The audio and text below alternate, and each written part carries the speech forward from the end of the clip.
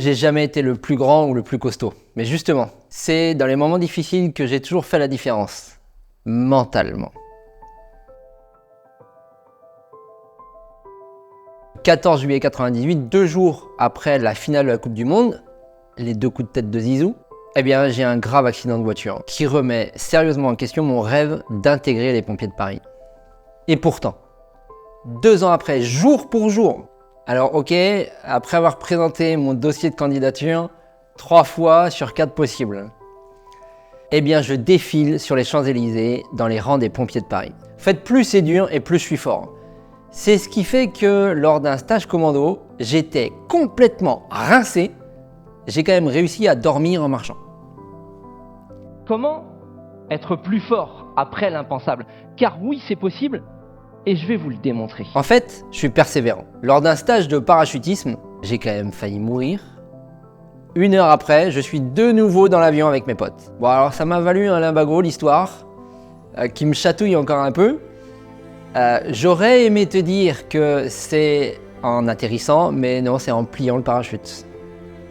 Ouais. Bon, ça m'empêche pas d'être empathique. Je suis empathique, car je sais ce que c'est que d'être au fond du trou. Je suis anéanti. Est-ce que sur cette seule et grave erreur, je dois tout remettre en question? Est-ce qu'on doit toujours tout remettre en question? Je suis aussi audacieux. Un jour, un gars sur internet propose de monter sur scène dans un théâtre parisien pour donner une conférence. Il me dit, ok, tu sais parler anglais? Je lui dis, non. Ok, bah, t'as déjà donné ta conférence en français? Non. Ok, il me dit, tu sais quoi, t'es complètement barré, viens. 1 mois après, je suis sur scène devant 50 personnes. C'est avec beaucoup de détermination que je me présente dans ma nouvelle caserne. Quel privilège d'honorer le sens de ma mission, la devise des pompiers de Paris. Sauver ou périr. J'ai rencontré la mort à tellement de reprises, dans des contextes tellement différents, que pour moi c'est inconcevable de nier notre mortalité, notre vulnérabilité et notre court passage sur Terre en 14 ans d'activité opérationnelle. Dans un quotidien d'urgence et de chaos, 13 de mes camarades sont morts au feu, mes frères d'armes. Et en même temps, j'assiste à mes premières conférences. Un monde parallèle au mien, en totale déconnexion. Paillettes et business facile. Ouais, t'as raison, ouais. Il n'y a rien de facile, clairement.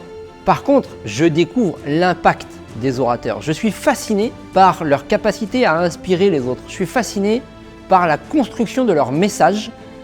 Et là, je percute que la conférence, c'est un outil puissant pour transmettre. Nous avions tous un genou à terre, clairement. Mais pourtant, comme d'habitude, nous hissons le drapeau français. Ce que je veux transmettre avec ma conférence aujourd'hui, c'est le fait d'accepter ce qui nous arrive. Ça nous permet d'avancer plus vite, plus sereinement. Il faut aussi intégrer le facteur humain dans toutes les procédures. Ça nous permet d'avoir des relations beaucoup plus fluides. L'erreur est humaine, qui n'en fait pas? On en fait tous. Il est aussi essentiel de s'intéresser sincèrement à nos collaborateurs, nos partenaires. Ça permet d'instaurer une relation de confiance durable et profonde. Alors, il faut se dire que même au fond du trou, il y a toujours une solution. Dès l'instant qu'on ose exprimer ce que l'on a au fond de nous-mêmes, avec nos tripes. Mais pour ça, il va falloir se foutre à poil. Bon, avec intelligence de situation, bien sûr.